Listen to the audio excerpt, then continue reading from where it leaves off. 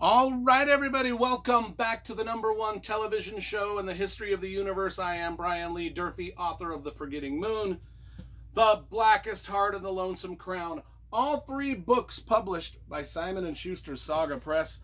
Today I'm going to be reviewing The Curator by Owen King.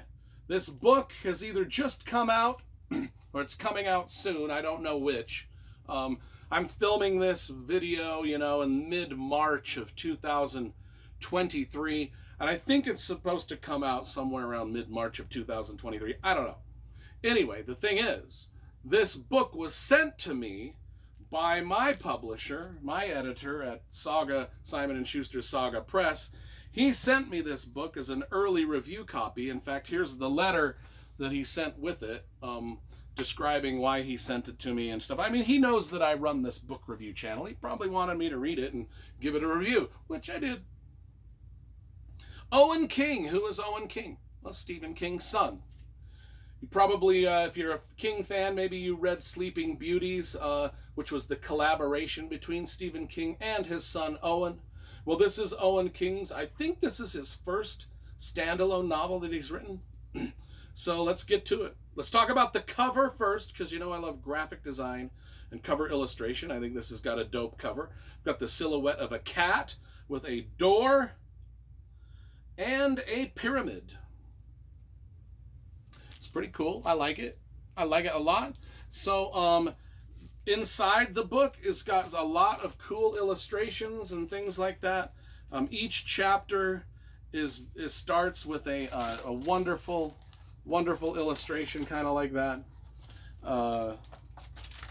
So yeah, you get illustrations throughout, so that's cool. One thing that it does not come with, which I wish it did, was a map, but we will get to that in a minute. It does not have a map. This is a fantasy novel, kind of like an urban fantasy. It's got some quotes here that one of the things I like about this is the quote. So from the book True Grit by Charles Portis, a very great quote that we start this book with. I will go further and say all cats are wicked, though often useful. Who has not seen Satan in their sly little faces? And then there's another quote here from Charles Dickens' The Little Dorrit novel, which was cool, but it's a long quote. I'm not going to read it. Anyway, so this is a book, a very Dickens. This is kind of like Charles Dickens, this is Dickens-like. Dickensanian.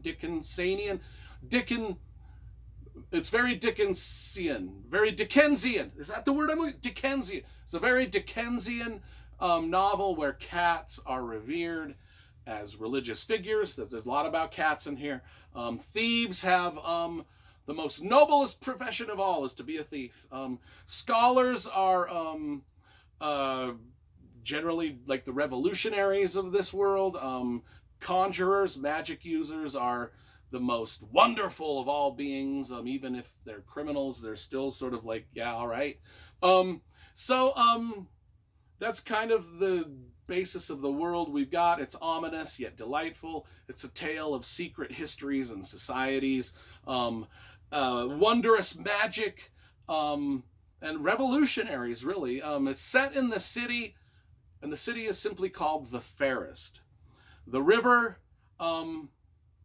it's called the river. There's a river that runs through it, and it's called the Mighty Fair. And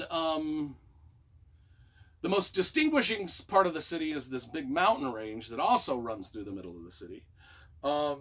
In fact, the city is it's a myriad of museums, theaters, things called morgue ships. It's so bizarre and beyond description as to be unmappable. Thus, there's no map. That's why there's no map in the book. It's described as a city so wackadoo that they've just never been mapped. Never been mapped. Thus, we don't get a map. I was hoping for a map, but in the book you find out the city is so crazy, nobody's mapped it. Anyway, so Dora, or as she's known throughout the book as Dee, she wants to know where her brother went after he died. sort of like, is this a life after death kind of adventure? So she goes to the Society of Physical Research where he worked, and to figure it out, to ask his coworkers and to kind of get some info on her brother that she maybe didn't know. And then, but she finds once she gets there that the society has been burnt to the ground. And so this is even more of a mystery, because she's just like, okay, now what's happened? So she goes next door to, she becomes a curator. That's why the book is called The Curator. She becomes a curator at the building next door. And the building next door is a museum.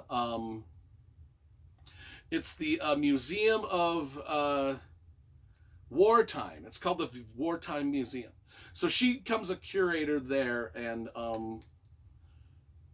begins her search for her brother who died. She wants to know.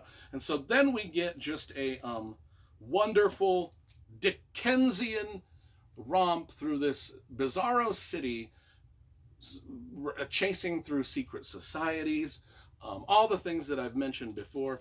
I probably didn't do a good job of it. Let me read the jacket copy. It begins in a city named the Fairest, distinguished by many things.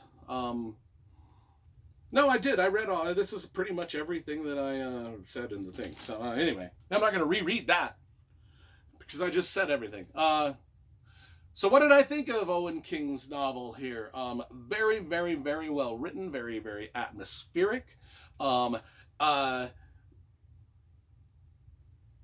adventure is subtle. It's one of those things you got to pay attention to the clues as you find them. It's very, did I say atmospheric? Yeah, you feel like you're in a Dickensian, old-timey, steampunk-ish, bizarro, foggy streets of London type of thing going on here with this search and this, it's very Da Vinci Code-esque in that way, with the twists and turns and the cliffhanger thingies. It's a pretty decent book, and I'm excited I hope he writes more. I hope Owen King writes more, just like his brother Joe Hill, and we get a bunch of Owen King books, because this is a good book. I'm gonna give this a solid 8.5 out of 10.